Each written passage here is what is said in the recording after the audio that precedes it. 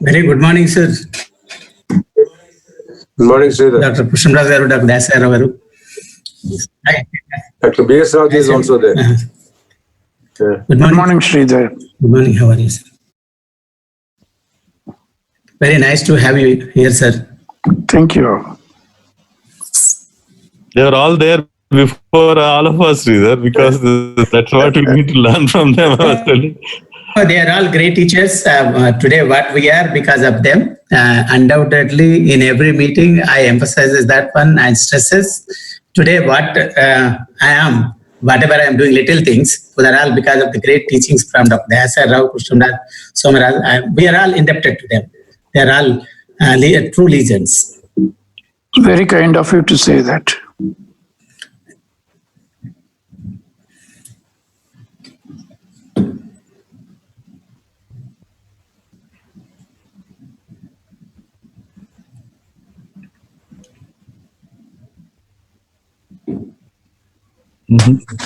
Not seeing me.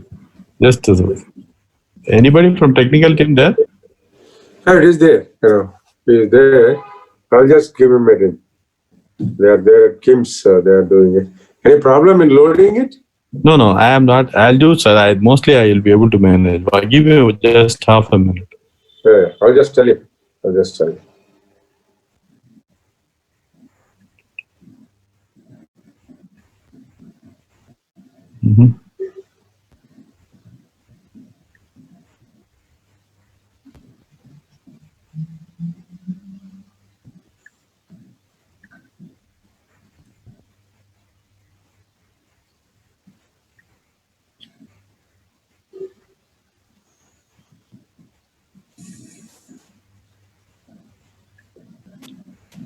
Are you able to see my slides?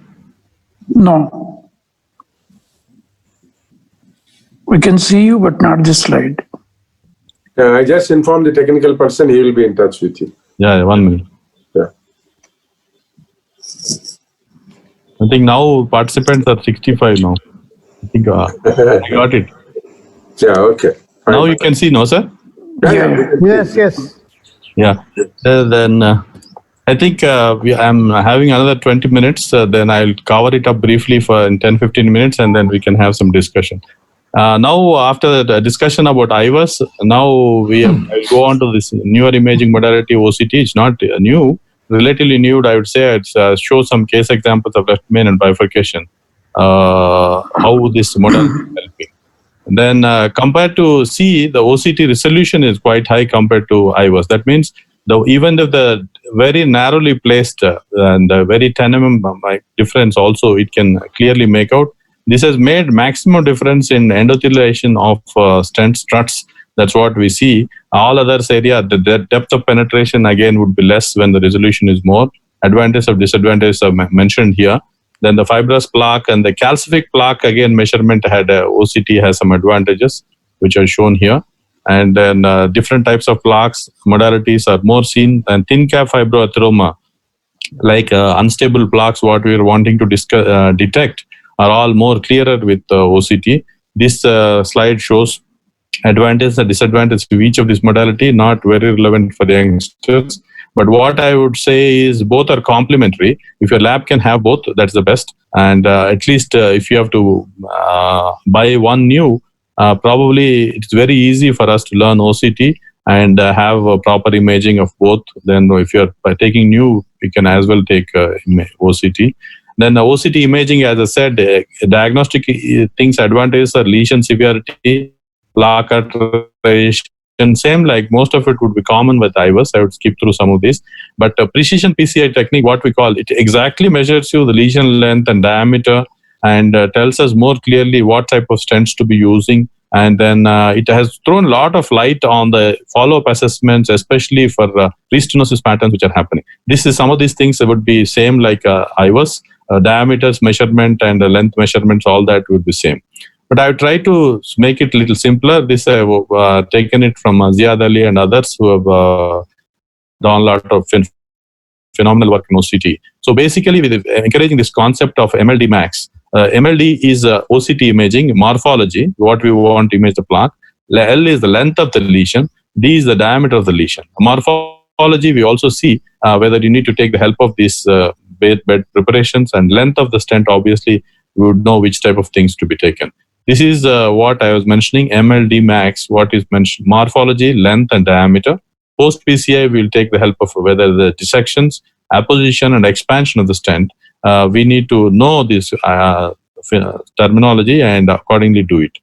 Regarding the acquisition modality, is very important for us to acquire image as well. If you don't do the procedure right, and obviously pictures won't come well, so interpretation also suffers. So regarding this imaging modality, there's 4 P's are important, like position of the catheter. Obviously, you take the catheter distal to the lesion, purge the catheter lumen. There should not be any air. Puff it to see the clearance and the pullback acquisition. That's what you need to do, the 4 P's. I'll show you an example here. If you see it here, this is the OCT catheter, which goes again the same wire of PCI. And Sridhar and others should excuse me, because for the sake of everybody, I thought I would show some of these basics too. And that's how the catheter goes in, and gradually imaging happens. You can have a low resolution, large pullback, and high resolution, more closer pullbacks. And then you see extent of the plaque in this thing. One thing again, which is made, technology has made it very easy, is this angio co-registration. You need to have this installed in the labs, but companies will help us and do it. So basically, you see that you get an angio picture here. You also get a corresponding OCT picture here.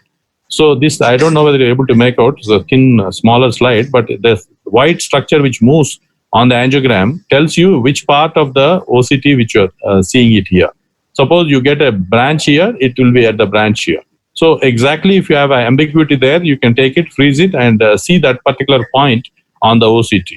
So, and exactly from measurement lengths also, from which point to which point, if you have an idea, same things you can also see in the OCT. So that's how the co-registration helps us to identify things very easily, and tells us to see more detail.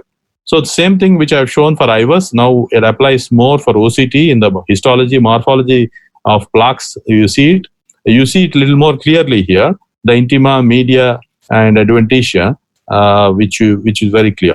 So normally people will measure from intima to intima in IVUS, but here this comes more closer, clear. What people are recommending now is to probably you can measure from outer this thing, EEL to EEL, and then probably you can slightly quarter under size. If you're taking intima to intima, probably you can size it by a quarter size more. Then the plaque morphology, again, it has got a lot of importance, because identifying the calcific plaques, lipid-rich plaques, and white thrombus, red thrombus. I'm not going into details of all this because of sake of time, but all this we can get it very clearly. Just to have an idea of what type of plaques look like what in OCT. This is a fibrotic plaque, which you see it here, the lipidemic plaques, and the calcium, moderate calcium, you see it. And if you severe calcification, you see it in more detail. And the advantage of this is depth of it is also you can calculate in this. And the same principles hold good even here. If the calcium is more concentric all around 360 degrees and the depth is more, you need to prepare that with the more better preparations like rotablation. As the deeper catheters calcification, now people are recommending to use IVL balloon, lithotripsy balloon, what we get. So these are the things of stents. If a calcium is not cracked, if you put a stent within it, it will have grossly underexpanded stents. That's why it's very important for us to prepare the bed well. So if the thickness of calcium is 0.5 mm, length, again, extent of a longitudinal extent is more than 5 mm, and more than 50% of vessel arc, you definitely need to predilate and prepare the bed well. That's what is the thing. This I have already mentioned. You measure the diameter and area in the distal segment and the proximal segment, and you decide the type of stent and type of balloon you take it. Then if you have this sort of things, deep inside also you make out the intramural hematomas behind, all that dissections, how it is seen very clearly. If it is a very minimal dissection like this and not very extending more than one quadrant, and then this sort of things you can leave it and patient do all right. But if the dissection is more like this, extending more than one quadrant and penetrates deep into and leading to hematoma, then probably then you need to address this by patching it up with another stent. So that sort of thing. Another great clarity of imaging is again showing the stent struts and opposition. That's where I think the maximum benefit for the patient is happening. And if it is a lot of things are left out like this, then tends to get into trouble. We need to post-dilate such maloppositions and do it well. Another thing which the stent rendering softwares give is it shows exactly from where to where the stent is extending. It also codes with color if it is grossly malopposed. And if you see the extent of diameter of expansion here to here, that means this portion is underexpanded. We don't want too much of underexpansion. You accept it if it is more than 90% expanded compared to a normal segment. But if it is less than 80% expanded, then probably we tend to dilate it more. That is what is the concept of expansion. If you see it, that's what I mentioned. Morphology, exactly what is the plaque morphology inside, how much is the plaque calcium extent, and length of it and the diameter of it we make out. And then post PCI, we see the apposition of the stent struts and whether expansion is there correctly or dissection, whether minor dissections or major dissections are there. So we make out those by the OCT. As we mentioned here, the areas are slightly less with IVUS, but OCT. But what we know, the standard 5, 6, 7, 8, which was mentioned in Kang et al. Before, now are modified slightly. This was for a smaller body surface area patients. Now what we tend to achieve is a little more than 1 mm more than that, probably 6, 7, 8, and 10. If the left main, you get into area of more than 10, you need to have very good results and follow-up. Same thing, LED, you get area of more than 7, LCX more than 6, you tend to do well and follow. So I thought I'd show 1 or 2 case examples, such sort of very critical left main stenosis. We did live transmission to TCT recently, and then see that later on we think, how did we select this case? Fortunately, everything went well. There's a very critical nature of the disease that, again, OCT guided left main intervention, that's what we showed there. And RCA was having some mild disease, okay. We crossed it. For the sake of time, I'll run it a little faster. And then there's some difficulty in crossing the LAD. We could do it. The lesion is so tight, you can't take the OCT catheter straight away. We dilate with a smaller undersized balloon and then take the OCT imaging. That is the OCT catheter which goes through it. And then you get such sort of images. Imaging starts. This is the point of tightest stenosis, what we've seen in the angiogram. I've taken still pictures to save time. And then the other important thing we need to see is that whenever you have such critical stenosis, what is the status of LCX? LCX ostium look a little free, even in this LAD run through. Then that's the proximal left main measurements to see what is the normal value of the left main. So then after that imaging, we to make it more sure, the panel also suggested imaging directly to do it with LCX. Then we imaged the LCX also with the OCT catheter. Then we got the picture there. That's where the exact bifurcation looks like. And then we decided, because LCX looked free from ostium, looked free from disease, we planned for a crossover stenting. Then we positioned it right. If the ostium is not involved, we thought we can leave ostium of left main and position the stent, expanded it. And that's an angiographic picture we get after stent expansion. There was some suspicion of plaque shift into the LCX. Then that is a proximal part dilatation with a bigger sized balloon. They look like a shelf-like thing there, this ostium of LCX, but flow patterns were quite good. We again imaged post-procedure. We see the 3D stent rendering. It looks it exactly, shows it very clearly from how the stent has expanded. This fly view inside, how it was there in endoscopy. This is another bifurcation view. This advantage of LCX ostium, how clearly you could see the circular ostium, but there are struts on it. Now the recommendation that we became wiser, you need to do at least smaller dilatations to make it strut free of those things. Then again, we had crossed it. We did a final post dilatation, and we felt that as it is shown well in the ostium, and people said we have to document it further. We did. This is the final result in angio. It looked quite well, and then we felt that we should also cross check by doing FFR. FFR baseline in the LCX was 0.97 and later on 0.88. So nothing was done for LCX, and the patient did well. The whole procedure was finished. There is another multivessel disease is not relevant for our talk. And this is another 2-stent approach also. It helps for us to plan the procedure well. This is another patient of a very critical stenosis of left main, what we had.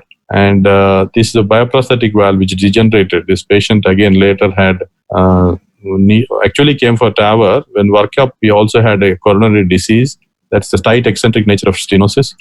For sake of time, I would rush through initial predilatations. Then again, LCX stenting. That's a final KISS. DK crush was followed here. Then the LAD stent, that's the first deployment. This stent was taken and deployed.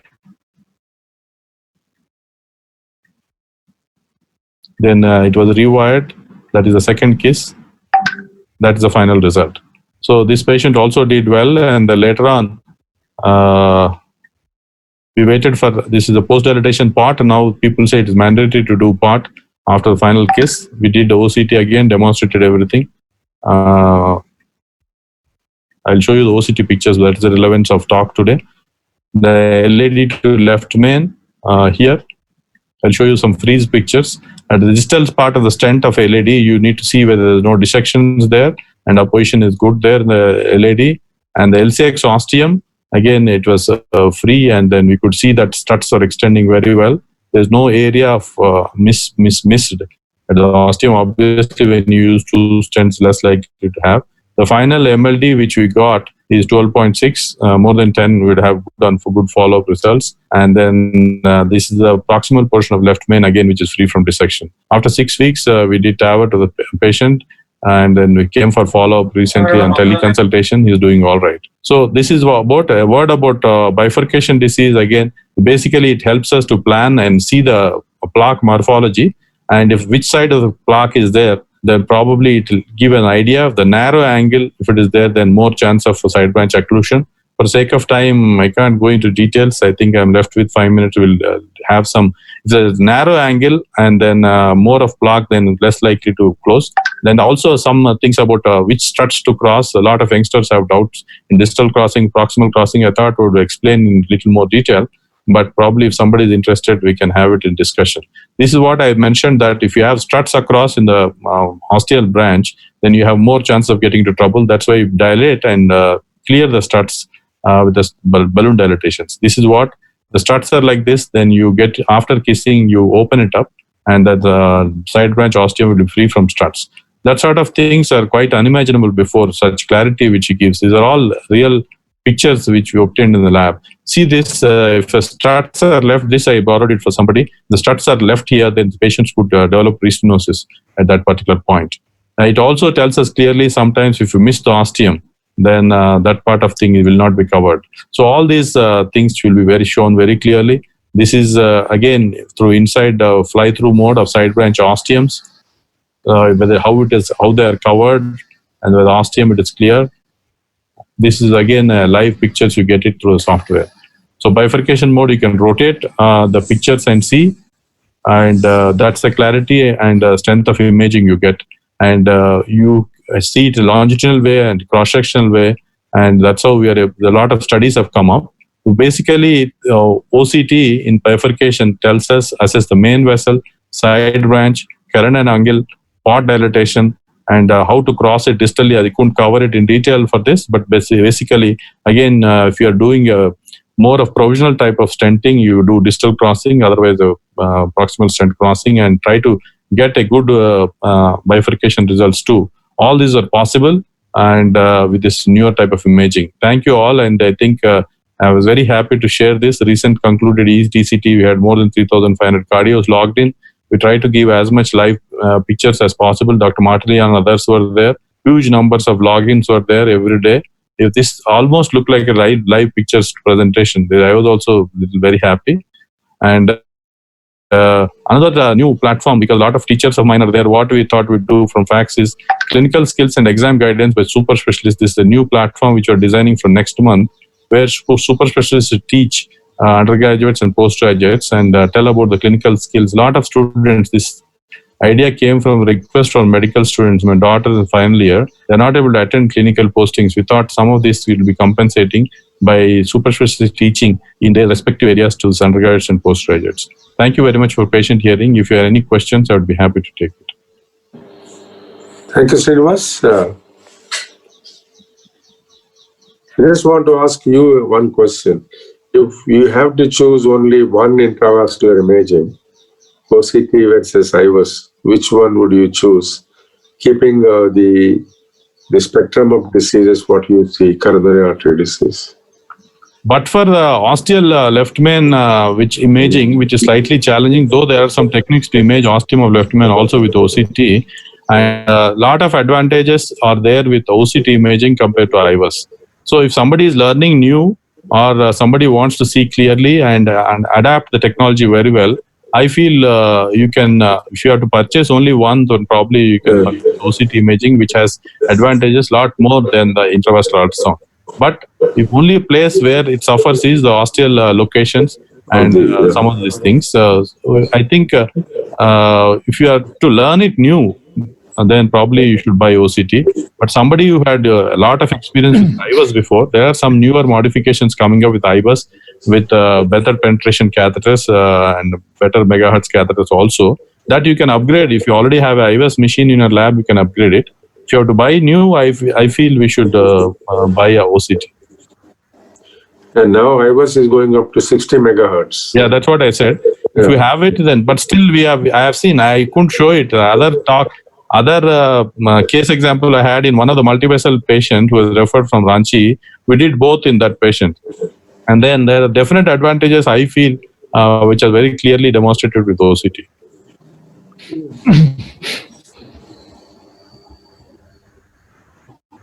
Any chat? Other thing where this Krishnavas sir and Somdas sir were discussing, there's a provision for people to chat questions, sir, in this. It is there. Take a question from chat, suppose somebody is doing it, because physically they may not be able to answer the questions and raise it. They can type it in chat and then we can actually answer those questions. One question in chat box, sir. How to differentiate malposition and under expansion? Yeah. But that is, I rushed it a little. Malposition is basically when there is a gap between the stent struts and the artery wall. Okay. So that is what is malposition. Under expansion is, you see the stent is opposed well at that particular point also. But if you see the longitudinal extent of the vessel, where the vessel is normal, that is almost expanded well, that longitudinal picture I shown you there, that if you see it, suppose you see the area which you got a 10 in a normal expanded area, even a slightly narrowed place, suppose there is a plaque, it's not expanded very well, calcium, there you get about 9 mm, that is 10% is still acceptable. But if it's more than less than 20%, then people say that people could have higher events and follow-up. So expansion is basically compared to the normal segment, how much this place stent you got area there, that's where is the expansion. Malposition is within the particular lumen, how is the stent opposing to that wall. Suppose there is a more gap, more than 5 mm, then it is not supposed to be good and you need to expand it to the balloon. So this is basically difference at one particular point to comparing with the normal segment. So under expansion is when you compare with the normal segments, how much is that stented segment you obtain the diameter. Suppose you got an area of 10 in the normal segment, you also got area of 10 in the stented segment, that is a perfectly expanded stent.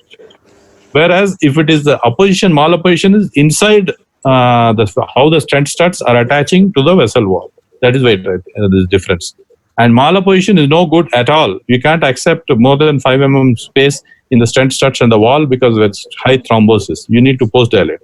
Whereas under expansion, you can accept up to 20% under expansion. Still it is okay, because in spite of doing our best efforts with high pressure balloon dilatation, NC balloons and all, sometimes you have mild residual narrowings. About 10-20% maximum is acceptable. Again, it's less than 80%. Again, you need to expand it further also there. That's the difference between malopposition versus expansion.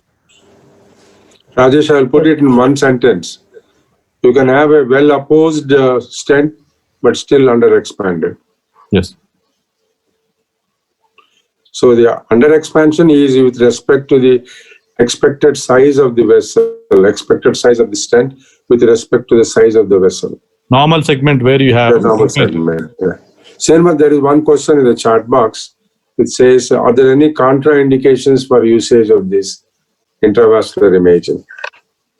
The contraindications per se for intravascular ultrasound, I can think that there's no particular contraindication unless you're not able to do it yourself. The second thing is for OCT, the challenge, because whenever you have a very high creatinine values in these patients, then you need to use some contrast also to get images. That's where the OCT, you can think it as a relative contraindication to the patient. But patient is already on dialysis, again, there's no problem, we do it. Nowadays, newer modalities of contrast materials are coming, like Dextron. We started using one thing which comes with a Braun company, Tetraspan. Those are relatively safer, but we need to have more data on it. Those are relative contraindication for OCT is very high creatinine levels in these patients. Sir, one more question, sir, from the chat box. For left main, which is preferred, sir, IVUS or OCT? That's what I was covering up on. Left main, body and bifurcation, I feel OCT is good enough to use it. If it is ostium left main, unless you are very comfortable to tackle how to use OCT in the ostial vessels, there are some techniques to do it. Otherwise, IVUS scores over imaging the ostium of the left main over OCT. There's one question in the chat box which says, what are the materials that you use to have blood-free medium? Which you already said anyway, but can just repeat it for the sake of the candidate. It is actually the question of, I had that picture, but for sake of time, I didn't do it. It's a question of how do you engage the catheter. Ostium, the catheter should get, guide catheter should go deep into the ostium, not too deep, but it should be just approximating the ostium, so that when you inject the contrast, it should be filling the vessel well. So if you don't fill it well, then obviously you get blood artifacts. So that's why that 4Ps what we mentioned is first you see how is the guide located, and the first you give puff, then again do clearance of the air and other things, and then you pull it back. So if you engage the catheter well, and then probably there should be good coordination with the technician and the point where we inject. Though machine suggests when to inject, so that a particular point you need to inject, so that once the contrast, once the light source senses the contrast, it starts imaging. So that's how it is. If you don't engage the catheter well, and then you get blood also going into, you get a lot of artifacts. It looks like a clot there. So if you engage the catheter well, that's how in live demonstrations, Sridhar would agree, we'd always get better pictures than the real world scenario, because in real world, you're not very careful doing it. But actually speaking, you need to follow those certain precautions, engage the catheter well, and puff the catheter, then probably see the lumen wash out with this catheter, and then take a picture. That pressure also very important. Another important thing is, 1 minute, Sridhar. The nitroglycerin giving prior is also important. Otherwise, this vessel is going to spasm. So before you take a picture, give intracoronary nitroglycerin also, and then start imaging. Sridhar. Actually, when you are giving manual injection, you have to have a continuous and persistent pressure when you inject. In between, some people relax. So that lead to artifacts more. And because the blood, the infrared rays will not travel through the blood, because the RBC will not cross. So because that, it has to be blood-free column. So you may try the contrast, you may try the even Dextron, and as he said, you can give the saline. But the Dextron problem, again, renal injury. So because that, now they have withdrawn, they are trying with the saline. And contrast also we observed when you go with high like ionic or non-ionic, that also it makes difference. More ionic contrast will be more clearance. But overall the contrast acquisition is very good. That is ideal. And regarding the acid or acid one, which one beginner should choose? Though learning curve is very difficult with IVUS compared to OCT. But I feel the spectrum of cases you can cover compared to OCT, IVUS is far superior. Why? Because LV dysfunction, hemodynamically unstable, and severe renal dysfunction. All these patients you can do. Even CTO is there, retrograde, like a subintimal crossing. All these are possible with IVUS rather than OCT. The OCT definitely, in some aspects, definitely far superior compared to the IVUS, particularly when you see the endothelial, where thin cap fibroatherma is there, like a spotty calcification, macrophages, all these things. So even ISR etiology you can identify very clearly. So these are all advantages, but each technique has its own advantage and disadvantage. But If you want to have only one device, I think IVUS it can cover all the modalities compared to the OCT. The only problem is you should be comfortable with IVUS imaging interpretation. Yeah, that's what that learning curve should be there. Learning curve is there. It's not slightly. If you put in efforts, you can learn that also. No problem. Learning curve is long. Yeah. 10, sir. Now we can go on to the next session. Thank you, Srinivas Kumar. Sir, Dr. Somaraj wants to say something, sir. Srinivas Kumar, can I say something? The discussion is over. Yeah. Please, sir. Thanks for watching it, sir. It's a pleasure. Sir, it's a pleasure to see you, sir. Thank you. So I must tell you, I am a devil's advocate in this. In the sense, number one, let us look at any new technology we had. Dr. Krishnaraju and people like him will tell us how well we use echocardiography after so many advances and all that. In the real world of use, how much well echocardiography is used and decisions made by an average cardiologist, number one. Number two, we have originally balloon angioplasty and now stenting, and both of them are less invasive than surgeries, and all of us are happy about it. We claimed, even without all these devices, we claimed excellent results over surgeries, and we said surgeries were finished. Then we say we have all this information now. Do you need all this information in all these patients we do for angioplasty and stenting?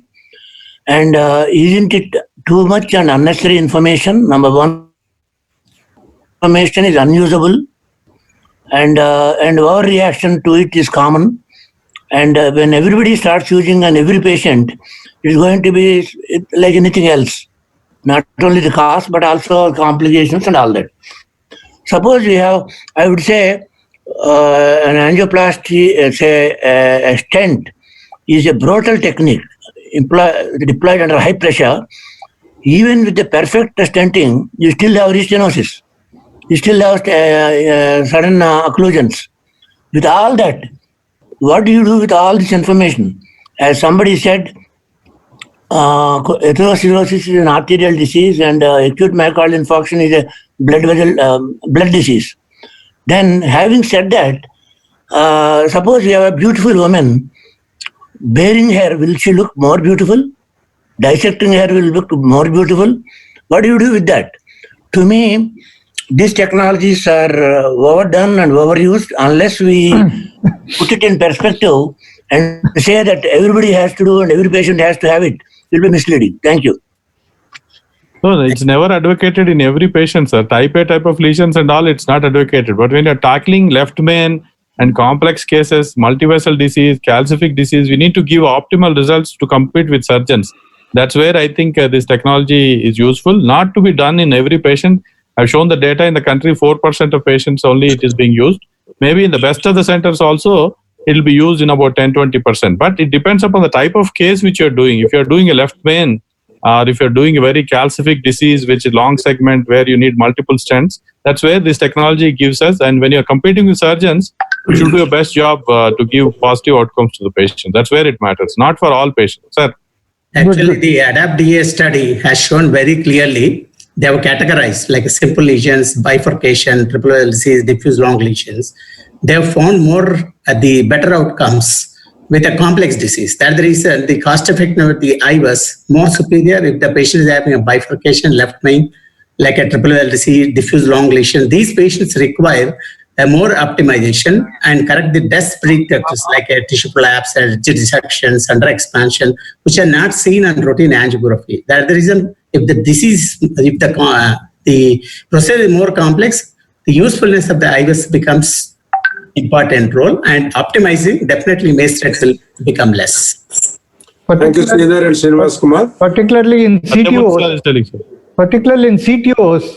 it is mandatory to have this. Yeah. And particularly if so retrograde technique, CTOs cannot be done without IVUS. So certain subset of patients definitely need. Thank you, Satyamurthy. Thank you, Sridhar and Dr. Srinivas Kumar for active interaction. And I now request Dr. Sridhar to present, asking his resident to present the